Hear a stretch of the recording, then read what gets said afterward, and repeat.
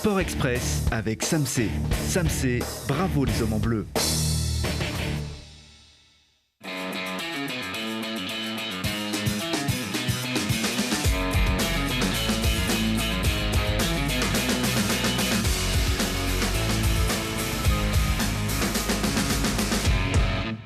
Les grands, les petits exploits dans l'ombre ou sous le feu des projecteurs, c'est ici comme chaque lundi. Bienvenue. Et on garde le sourire. Grenoble est tout en haut. Le FCG Rugby et les Brûleurs de Loups sont en tête de leur championnat.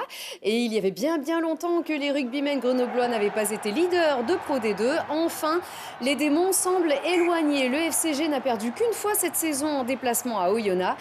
Il remporte sa 4e victoire sans appel face à Aurillac, 17-9 au Stade des Alpes, avec une poignée de minutes qui suffit à plier le match à la demi-heure de jeu. 2 beaux essais marqués par Karim Kadiri, auteur d'un joli doublé. Et sur ce deuxième essai, on remarque, on applaudit la course dingue du 3e ligne et capitaine Steve Blanc-Mapaz qui a fait le boulot plaqué à 1 mètre de l'embut. Romain Barthélémy transforme les 2 essais et marque une pénalité. C'est propre et cela fait le bonheur des Rouges et Bleus qui ont bien mérité leur succès après une année de grosses galères. Et après une semaine de répit, ils s'en iront défier Vannes en Bretagne. Sérieux 3e de Pro D2 et invaincu à domicile. Les Brûleurs de Loups retrouvent le fauteuil de leader, encore tout chaud après une saison tout en haut de la hiérarchie. Ils ont pourtant attaqué la Ligue Magnus plus tard en raison de la Coupe d'Europe et ils comptent toujours 2 matchs en retard. Après 3 victoires sans coup d'éclat, ils recevaient Amiens à Pôle Sud dimanche et là ils ont explosé. Un 5e, un 6e et ça ne s'arrête plus. Les Brûleurs de Loups écœurent les Gothiques d'Amiens, régalent leur public, 9-0 au compteur. Les champions de France reviennent tels qu'on les avait sacrés la saison dernière, insaisissables.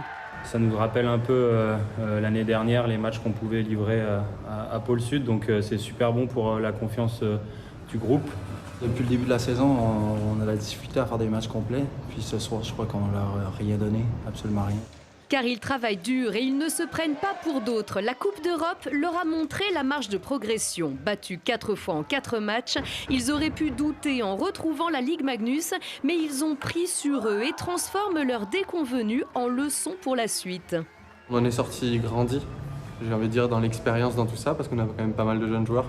Et c'est vrai que d'avoir pu jouer cette compétition, ça donne de l'expérience à tout le monde. Donc on a toujours faim de victoire. Les joueurs voulaient donner un bon spectacle aux partisans, donc aux supporters, désolé. Les partisans, les supporters sont là, toujours là pour le spectacle. La flamme du club devrait brûler plus fort encore toute cette saison. Grenoble, leader de Ligue Magnus, revient sur la glace demain mardi et les Brûleurs vous invitent à faire la fête dans les tribunes avec les étudiants de Grenoble. Invités pour faire du bruit, le match est à 20h15 et c'est la Lanterne Rouge Anglette qui est attendue. Sur des roulettes, les Yetis remportent leur premier match de la saison en battant Angers en déplacement. Victoire 7-5 pour Grenoble. Ici, ce sont des images de la finale de la fin de saison dernière puisque les Yetis étaient valeureux finalistes. Ils promettent une jolie saison. Et les Yetis, on les retrouve tout de suite dans l'agenda d'Arthur.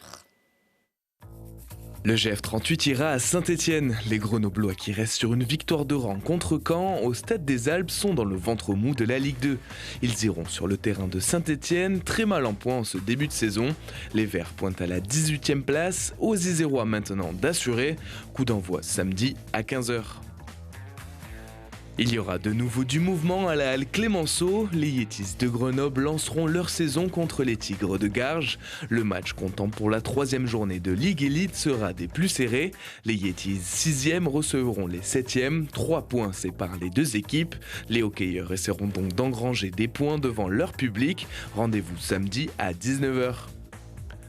Grenoble accueillera aussi sur 2 jours l'étape finale de la tournée de l'EDF ADN Tour. Le premier circuit de raid multisport handisport en France réunira 50 sportifs pour 6 épreuves avec cette 17e étape. Les participants en binôme, composés de personnes en situation de handicap et de personnes valides, prendront part à des épreuves sportives au sein de la métropole grenobloise.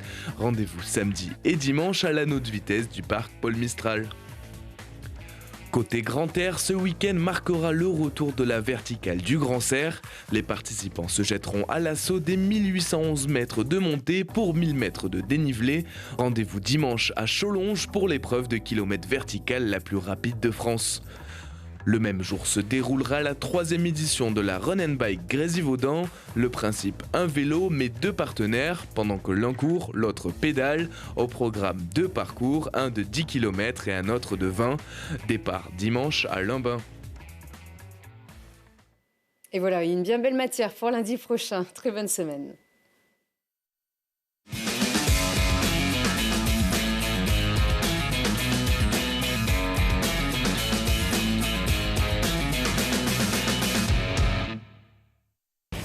Sport Express avec Samsé. Samsé, bravo les hommes en bleu.